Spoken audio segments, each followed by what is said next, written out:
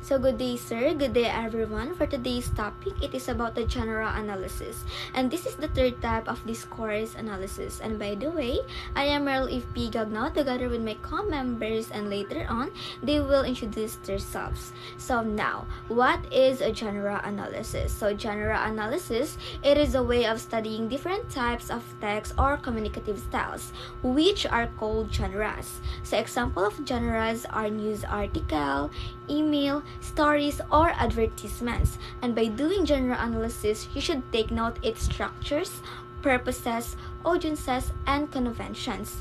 And the next slide, the reporter will explain to you the aims of genre analysis. Now let's talk about the aim of genre analysis. Genre analysis is a way of looking at the text and communication event by exploring their common traits and how these traits relate to the social settings they came from. Instead of just sorting text into categories, it focuses on how text connect with its author and the audience and its purpose. The main goal of genre analysis is to figure out how various kinds of text work in their particular social and cultural settings. This means looking for patterns and define each genre, which help to separate it from others. To grasp how text operate, we need to spot the pattern and rules that set one genre apart from another. These patterns involve not just appearance of text, but also its purpose. For instance, a research paper, a political speech, a personal email, each have unique qualities ranging from their organization and word of choice to who they are meant for and the tone they use. Genre analysis looks at this pattern to figure out how a text is put together. Why do we need to differentiate each genre, or why do we need to understand how text work? It's about moving beyond simple decoding words on a page to a deeper comprehension of how information is organized, why it's presented that way, and what it's trying to achieve. It's essential for both effective writing and reading. When you recognize a text structure, you can easily follow the information that will follow. Another important focus is to find out how a text or communication event relates to its purpose. Genre analysis how texts are created to meet specific goals, like informing, persuading, or entertaining people. This goal looks at how a text connects to what it is trying to say. Every type of writing has a special aim, whether to share information like a news report, to convince someone as in an advertisement, or to entertain like a novel does. When we analyze genre analysis, we see how different types of the text are picked out to meet this aim well. For example, an emergency warning sounds different from a friendly letter or friendly invitation because they serve very different purpose. By understanding this purpose, we can analyze how writers can choose about language, tone, structure, or effectively communicate with their intended readers. Another goal is to see how genres change as time goes by. As society develops, so do the communication need and expectation of the people in them. Looking at genre analysis, we can see how genres shift over time. As our society change, along with technology and the way we communicate, the genres we use also transform. Take the internet for example. It has brought about new forms like blogs, social media, and online memes, each with its unique rules and goals. By focusing on these changes, we can gain a clearer picture of how our communication practices evolve to meet fresh demand and context. In this analysis, we also see how fresh genres pop up and how older ones adjust to changes in technology, culture, and social habits. This perspective reveals how lively communication truly is and what drives its evolution. So the first characteristic of genre analysis is focus on conventions and features. So this involves examining the typical patterns, structures, and stylistic features that define a genre. So these conventions help the audience recognize and interpret the text correctly. So for example, in a formal letter, features include a greeting, formal language, and a closing signatures. While the second characteristic of genre analysis is the contextual understanding rather. So the contextual understanding, it is analyzing the social, cultural, and historical context in which the genre exists, helps explain why certain features are used and how they serve their purpose. So for example, a political speech often uses persuasive language and appeals to national pride because it aims to influence the public opinion during an election. So the third characteristic of genre analysis is the organization and structure. So these characteristics looks at how a genre arranges its content to achieve its purpose, such as the order of ideas, sections, or stages. For example, a scientific report typically follows a structure: abstract, introduction, methodology, result, discussion, and conclusion. While the fourth characteristic is language and stylistic devices. So this involves analyzing the vocabulary, sentence structure, tone, and rhetorical devices used in a genre which contribute to its overall effect. Example, a poem might use metaphors, rhyme, and rhythmic patterns to evoke emotion. And the fifth characteristic of genre analysis is the purpose and audience. This is the important of characteristic in genre analysis. So this is about understanding what the genre aims to achieve and who it targets, helps explain its particular features and styles. For example, a children's storybook uses simple language and colorful illustrations to entertain and educate young children. So that is the purpose and audience in genre analysis. So the second to the last characteristic of genre analysis is the comparison and contrast. So this is all about analyzing similarities and differences between genres, helps clarify their unique features and how they serve different purposes. Example of this is compare a news article and a blog post about the same event. The news article is objective, structured, and formal, while the blog post is a subjective, informal, and personal. So that is a comparison and contrast. So the last characteristic of genre analysis is the functionality. So finally, this is the last one. So this refers to how well the genre fulfills its specific communicative function within a certain context. For example, an advertisement is designed to persuade consumers to buy a product. So its features include persuasive language, visuals, and slogans. So that's the 7 characteristics of genre analysis. And for the next slide, it discusses about the roles of genre analysis. Role of genre analysis. So here we have 6 roles of genre analysis. So first is understanding communication. Helps in decoding how different text communications ideas affected within their conventions. So genre analysis help us to see how different kinds of writing or text share ideas in their own style or rules. Example, a news article is written differently from a poem. By analyzing the genre, we understand why they look and sound different but still communicate effectively. This allows the readers to know the purpose behind the text, whether it is to inform, persuade, or entertain. It also helps in identifying the audience being addressed by the writer. In this way, communications becomes clearer and more meaningful. Second, guiding writing and productions. Assist writers in creating texts that conform the genre expectation, making their communication clearer and more effective. So it helps writers follow the right format and style when they create text. Example, if you are writing or doing a research paper, you follow the structure like introduction, method, result, discussions. This makes your work clearer and easier for readers to understand. Writers can avoid confusion by sticking to the conventions of genre.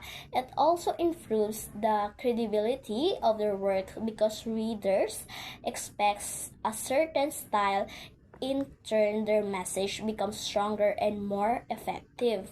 So third is enhancing critical reading skills enables readers to recognize features, interpret text more accurate, and understand underlying message. So genre analysis trains readers to spot patterns, the hidden message, and meaning of the text. It sharpens their ability to think critically. So example, when reading an advertisement, you don't just read the words, you also see how it's trying to persuade you. These skills makes readers more aware of the techniques used by the writer. It also helps them to compare different texts and evaluate their reliability. As a result, reader can form deeper and more informed interpretation. The fourth one is supporting language and literacy development. Aids learners in mastering the conversations of various genres, improving their overall literacy skills. Genre analysis helps learners master the rules and patterns of different genres, which improve their reading and writing skills. Example, when students study how stories, essay, or a report are written, they become better at using the right style in their own writing. This also helps them to expand their vocabulary and grammar. Since each genre has their own language featured. By practicing these conventions, learners become more confident and express ideas. In the long run, it's strengthening both their academic and everyday communication skills. The fifth one is facilitating cross-disciplinary insight, allows analysis of genre across the different fields, academic media, digital communication, fostering a deeper understanding of how language functions in various contexts. Genre analysis allows us to examine the text across the various fields like academic, media, and digital platform. It depends our understanding of how language work differently in different settings. Example, a scientific article, a news report, and social media posts all use language differently, and analyzing them shows their unique purpose. This helps learners connect language from one field to another, making learning more holistic. It also shows how communication change depends on context and audience. In doing it, broaden person's perspective on how language shape meaning in diverse areas. So the last one is promoting cultural and social awareness. Reveals how genre reflect cultural values, social norms, and power structures within socials. Genre analysis reveals how the text reflect cultural values, social norms, and even the power of dynamics in society. For instance, advertisement often reflect beauty standard, while political speeches highlight social issue and authority. By studying genres, readers becomes more aware of hidden message or what is the message that influence opinion and behavior. It also helps them to recognize stereotypes and bias present in the text. With this awareness, people can think more critical about cultural and society. So, good day everyone. For my part, I will be discussing the applications of genre analysis. Genre analysis, it is not just about studying text for theory, but it is very useful in real life because it helps us to understand and produce texts that are appropriate for different situations. So let me explain some of its applications. So first, we have here academic writing. So in academic writing, the general analysis helps the students understand how academic papers are supposed to be written. For example, the research papers or essays usually have a common structure, like it has a introduction, body, and the conclusion. So Swale's model even shows how introduction normally start broad and then narrow down to the research problem. So in short, it teaches us on how to write in the way professors and scholars expect. The second application is professional communication. So in the workplace, people use different types of documents, right? The business letters, the reports, the contracts, or even the advertisements. So, general analysis helps us to see the common patterns in this text. For example, the business letters or business reports. Business reports has a typical order. It has introduction, details, and conclusion. So by knowing these patterns, professionals can write more clearly and effectively. So the next application is language teaching.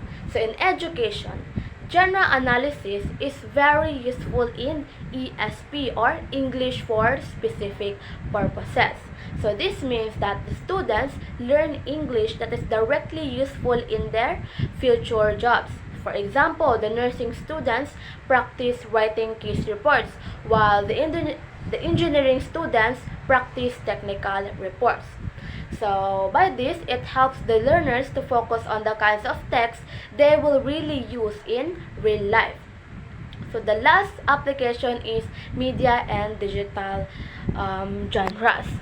So nowadays, communication isn't just in books or offices, right? It's also online. So general analysis can be applied to things like social media posts, blogs, reviews, or even memes. So these are also considered genres because they have patterns too. For example, a product review usually has three parts. It has description, opinion, and the recommendations. So understanding this helps us to see how online content structured to influence or inform us. No?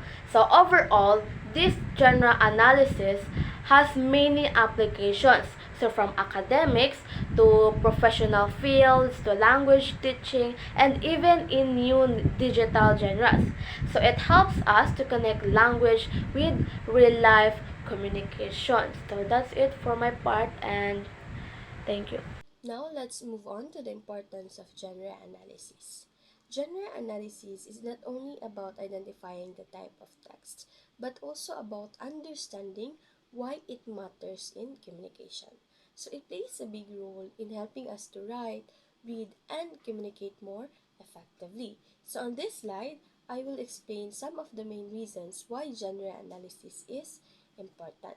So first is it helps us understand how texts are structured in different contexts. So every text has a structure depending on the situation. So the genre analysis helps us see those structures clearly. This matters because knowing the structure makes it easier for us to write properly and read with understanding. Second is improves communication skills by following conventions. Conventions are like rules or norms for a certain type of text. So if we use these conventions, people will understand our message more easily. So following conventions improves our clarity, politeness, and professionalism when we communicate. Third is guides students and professionals in academic workplace writing. So different situations need different ways of writing. Students and workers should know how to adjust or what are their differences. So for example is students should know how to write essays, research papers, and reports, while professionals should know how to make memos, resumes, or proposals. So genre analysis will guide us on what format to use or what words are appropriate and how to deliver our message for each type of writing. Fourth is allows readers to interpret text more effectively. So when you know the genre, you know what to expect. This helps you understand faster. So genre analysis helps us to be better readers because we can spot the writer's purpose, message, and style more easily. Fifth is this supports teachers in writing and reading skills. So teachers can use genre analysis to help students learn step by step. So they can show examples of text, highlight important parts, and explain how each section works. So this makes learning easier because students see the model and copy the pattern before writing their own. Lastly, is shows how language is used differently depending on purpose and audience. So language changes depending on the goal of the text and who will read it. So genre analysis teaches us that the same person can write differently in different situations. So depending on the purpose, whether it is to inform, to request, to and to persuade. And the audience, it also depends on the audience if it is our friend, boss, teacher on or in a public.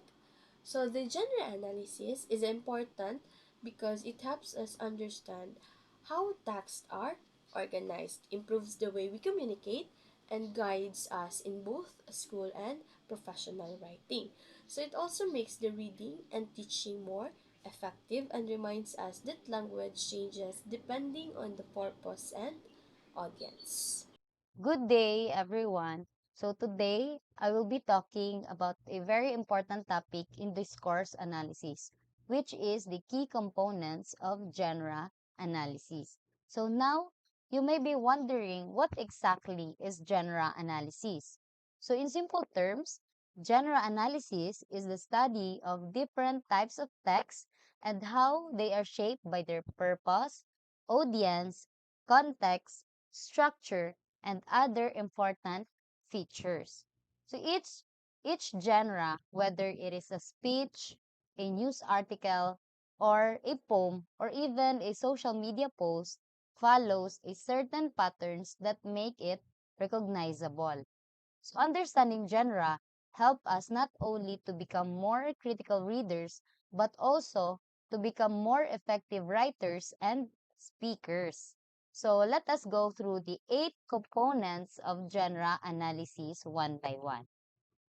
So the first component is purpose, or also called the communicative goal. So this asks us the question, why was this text written or spoken? So every text has a purpose. So some texts are meant to persuade, such as campaign speeches, or others are meant to inform, like news reports or academic articles. Some are written to entertain, like stories, poems, or even memes on social media. So others are written to celebrate or inspire, like graduation speeches or motivational talks. So for example, if we take a campaign speech, so the purpose is clear. The speaker wants to persuade voters to support them. And meanwhile, in a graduation speech, the goal is usually to celebrate achievement, express gratitude, and inspire classmates to move forward in life. So the second component is we have audience. So every text is written or spoken with a particular group of people in mind. So the audience influences the language, the tone, and the level of formality. So for example, a sermon is shaped for a congregation. So it includes religious references, biblical passages, and moral lessons. So on the other hand, a valedictory speech is directed toward classmates, teachers, and parents. So it often uses a respectful but a heartfelt tone filled with gratitude and inspiration. So when we understand the audience, we can see why the text is worded in a certain way. So a speech is directed at young students. So for example, will use simpler and more encouraging language compared to a speech for business executives. So the third component is context. So this refers to the situation or background in which the text is produced. So context can be social, cultural, or institutional. So for instance, a political rally is a civic context where speeches are full of passion, promises, and persuasive appeals.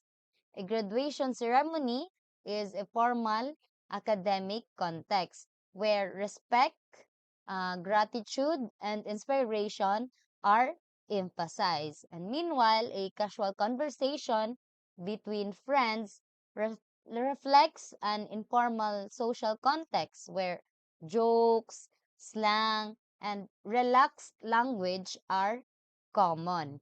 So context matters because the same words may mean different things depending on where, when, and to whom they are spoken.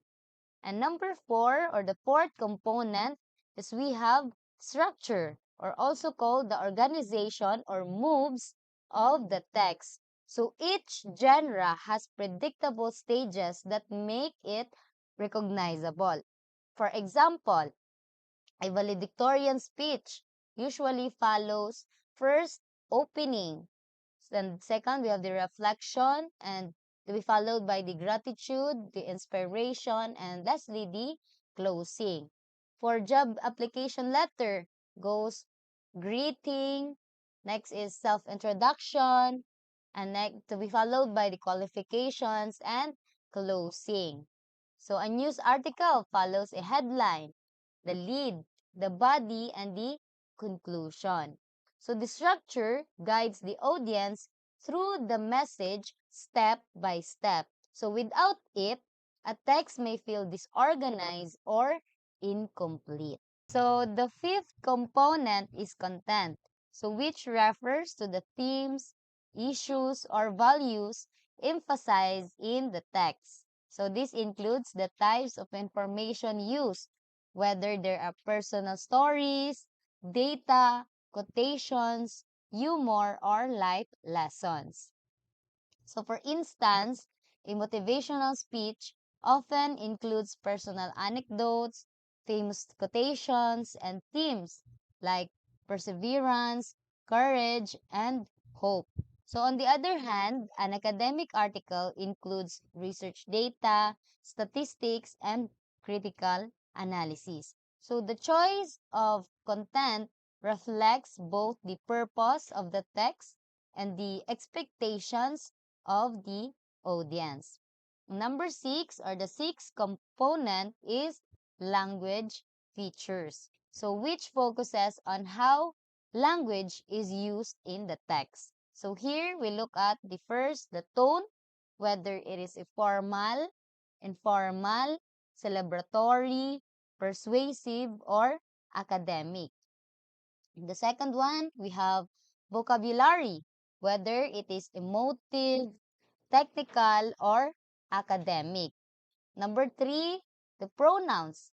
Words like we, you, they, that show solidarity, authority, or distance. And lastly, the rhetorical devices such as repetition, metaphors, anecdotes, or rhetorical questions. So for example, a political speech often uses repetition and collective pronouns like we and our to build unity.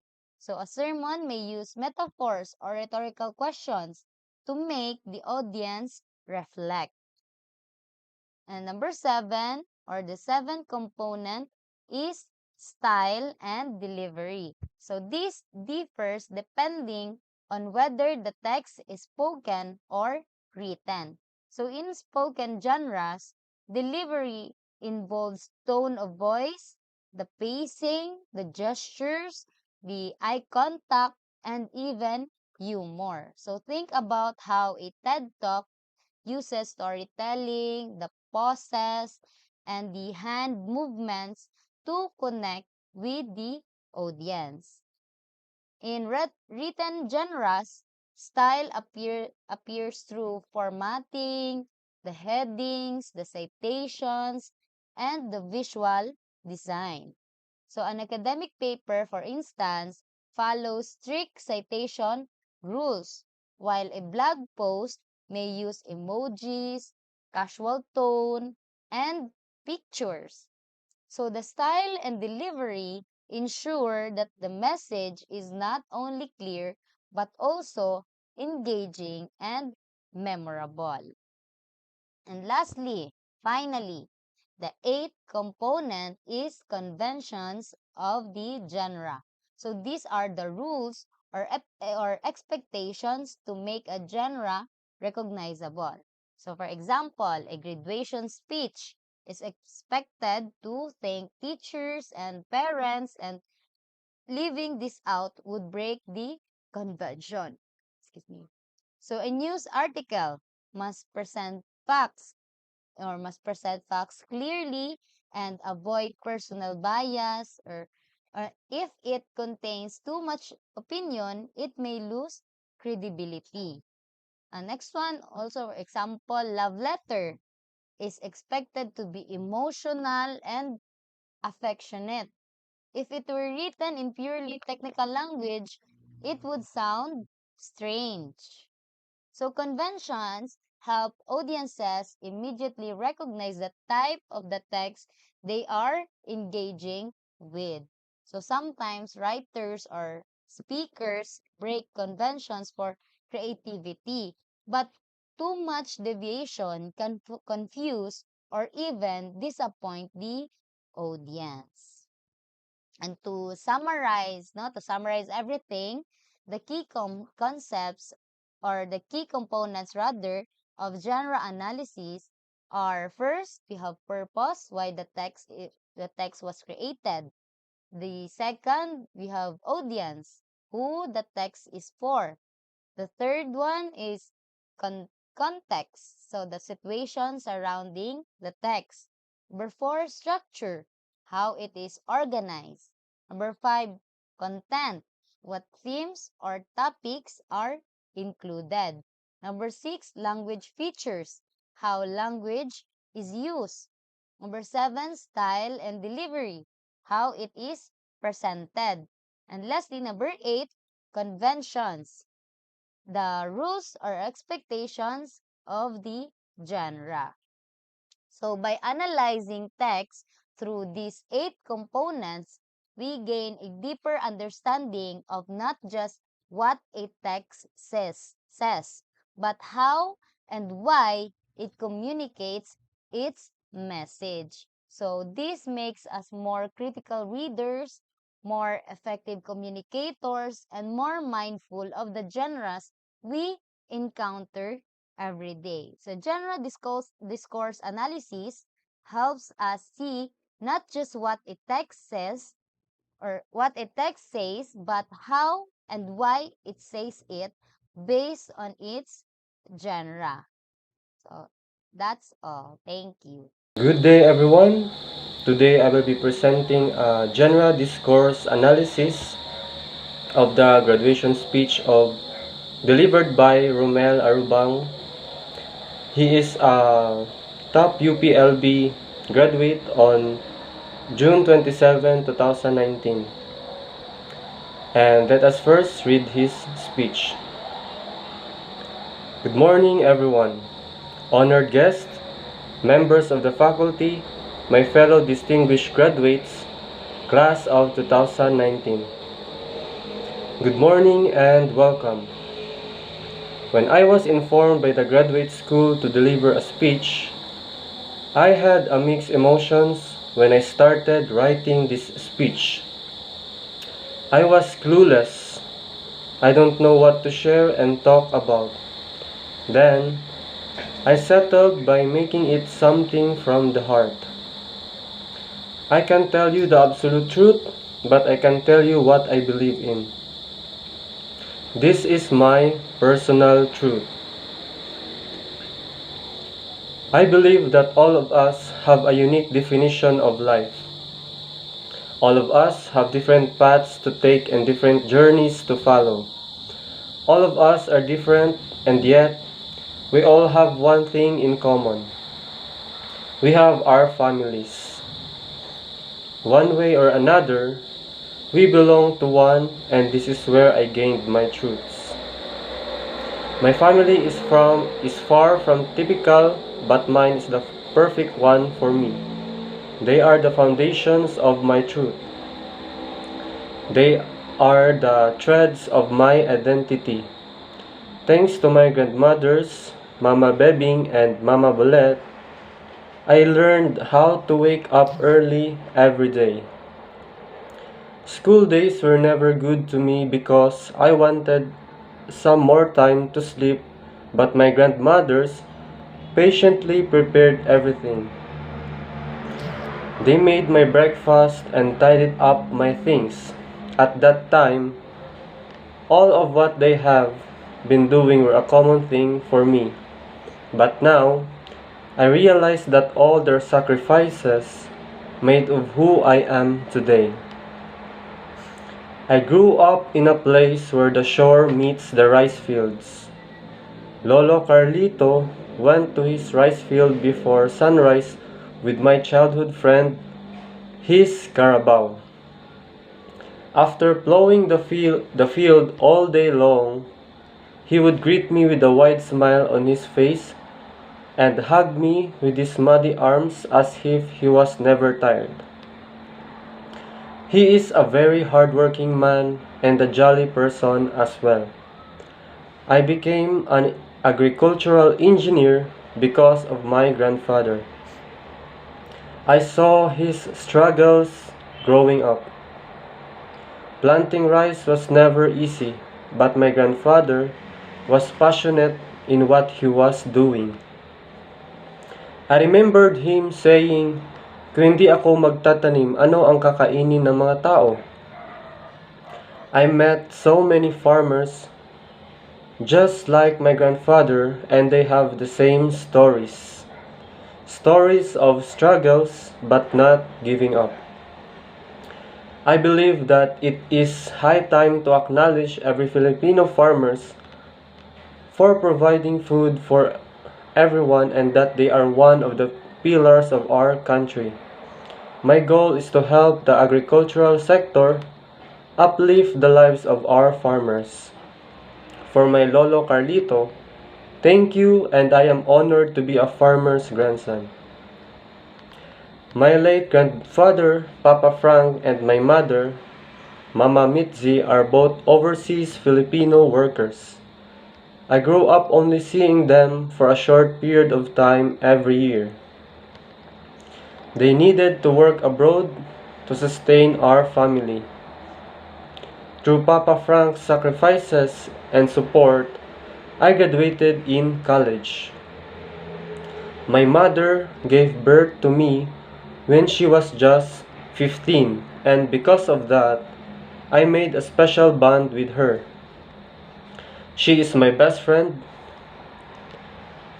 Before pursuing my master's degree, I suffered from a quarter-life crisis and life was never good to me. I suffered from depression for more than a year, and my mother was my light. Every time that I gave up believing in myself, she was there, encouraging me to move forward. For every "Kaya mo yan," my mother cheered me up. She gave me infinite second chances every time I felt like giving up. Thank you, Mama, for that unconditional love. Thank you for being my cape when I decided that I wanted to fly again. Now, I may not be at the top, but I am still going up. My family may not be perfect, but they are more than enough. They are my comfort blankets, they are my strengths. To my other family here in UPLB, thank you for all the memories and simple truths that I will forever treasure. To Dr. Rosana Marie C. Amongo, thank you for being my mentor. I learned so much from you, Mom. Sincere gratitude is also extended to the members of my guidance committee, to the faculty members who became my professors, to my batchmates and friends who serve as my support group in this journey, to the IAE family and the AMD family. Thank you very much. To all the family and friends who are with us today, and to those who could not be here in person as we celebrate this momentous event, thank you.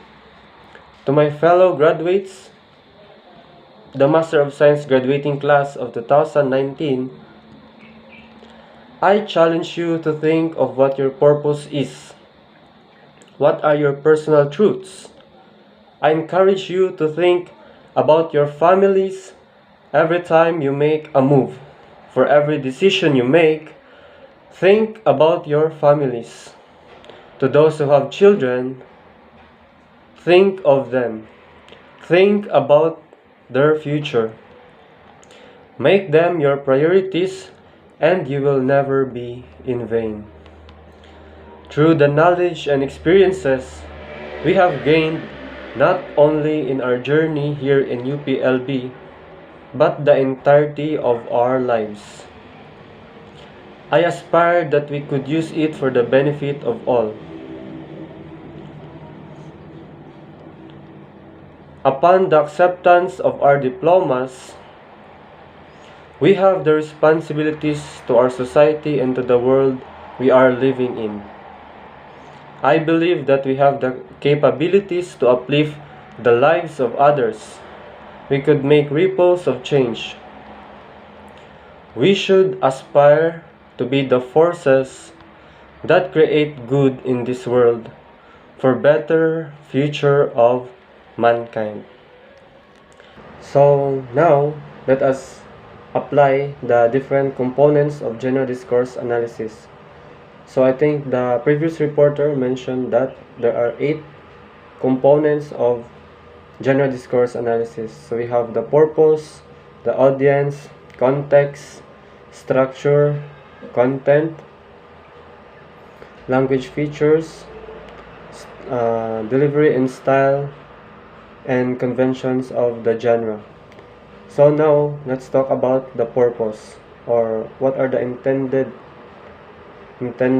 or what is the intended message of the speaker.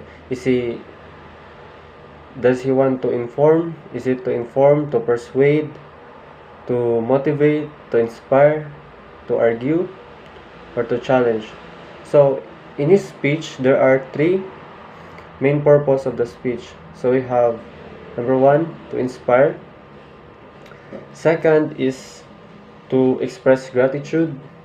And lastly, to challenge his fellow graduates. So in the first one, he seeks to motivate his classmates by urging them to reflect on their personal truth. And the second one is he thanks his family, his mentors, and peers throughout his journey. And the third one is he calls on his fellow graduates to use their knowledge for the benefit of the society. Like, there are lines there that he said, we could make ripples of change. We should aspire to be the forces that create good in this world.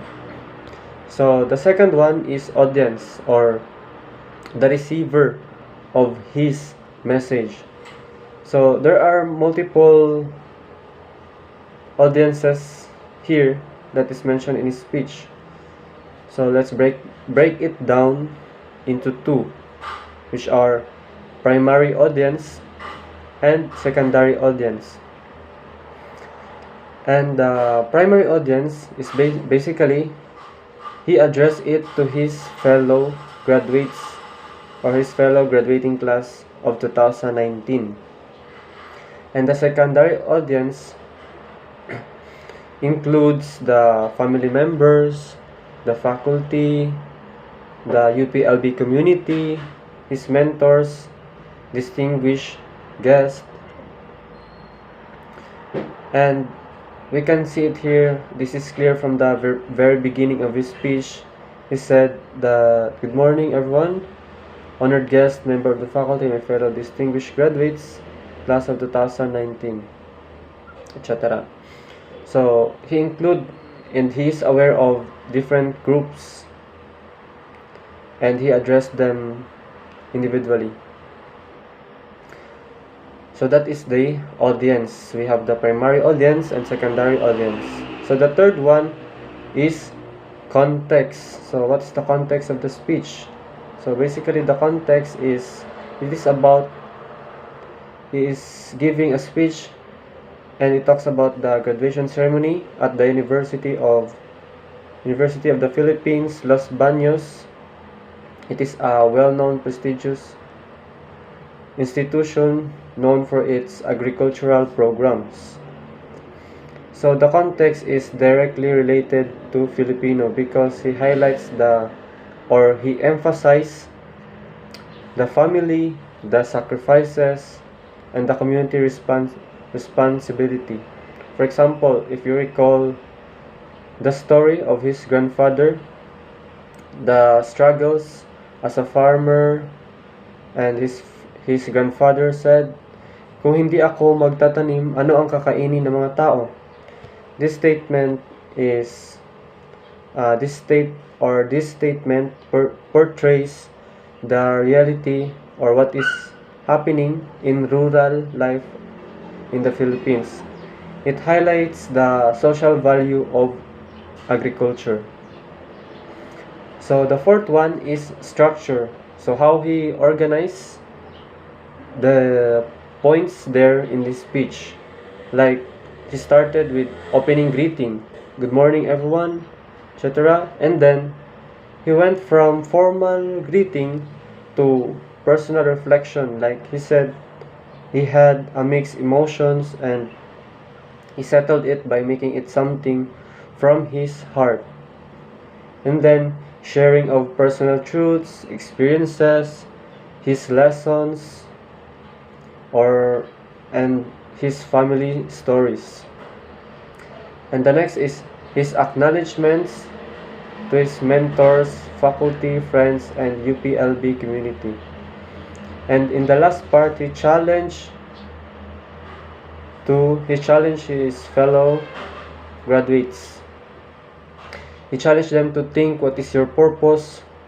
Think of your personal truth. And lastly, he ended it with closing vision. Like the line there, that aspiration. We have the line there, the aspiration. Like he said, we should aspire to be the forces that create good in this world for better future of mankind. So that is the structure. Now let's talk about the fifth one, the content. It talks about the themes or the topics. So he talked about the family as the foundation of values. Like he said, their line, "They are the threads of my identity." And we also do his grandfather is a hardworking farmer, and he was inspired of it. He was inspired and recognized. He was inspired and recognized their role in nation building. And another one is the sacrifice of OFWs, particularly his mother, and his personal struggles, resilience, like he suffered from depression and how he recovered through his mother's encouragement na kaya mo yan, and also gratitude to his mentors, professors, and peers. And number 6 is language features. It includes the tone, like the tone. Is it neutral? Is it humble? So the tone in his speech is, number 1, inspirational, it is humble, and emotional, because he used words that can connect with Filipinos, especially to the farmers, real life stories about the parents of a child who work in abroad. And then he used Filipino words like kaya mo yan to emphasize, culturally speaking, because we are Filipino, they use English, we use English and Tagalog. So it emphasizes like it is more genuine or authentic if we say it in our native tongue or native language. And the rhetorical devices is he used repetition, like all of us have different paths, all of us are different. And he addressed it directly, speaking straight to his classmates with questions and challenges and inspiring them, and so on. And the 7th one is the style and delivery. So the style, he started from formality, and mainly his style is all about storytelling. He started with his personal stories. His, like yung in the line he said that he had a mixed emotions and he didn't know what to say or what to talk about. He doesn't have any clue at all. And the style is conversational, like it is more on casual, yet it is respectful, balancing intimacy and formality. Why we say intimacy? Because he used words that connects with emotions, especially towards his family members. He narrates his struggles, the sacrifices of his family. And the speech relied on pauses, like there are parts in his speech that use ellipses, like three dots to emphasize pauses, to emphasize sincerity, and to highlight the important points in his speech. And lastly, we have conventions of the genre. So the speech followed these conventions. It started with formal greeting at the start, and then he moved towards sharing a personal journey to inspire his peers or his fellow graduates. And then he expressed his gratitude towards his mentors and supporters and family members. And then the last, giving advice or challenge to fellow graduates, and ending with a hopeful vision for the future. So that's all for the dissecting and applying the different components of genre discourse analysis. And thank you.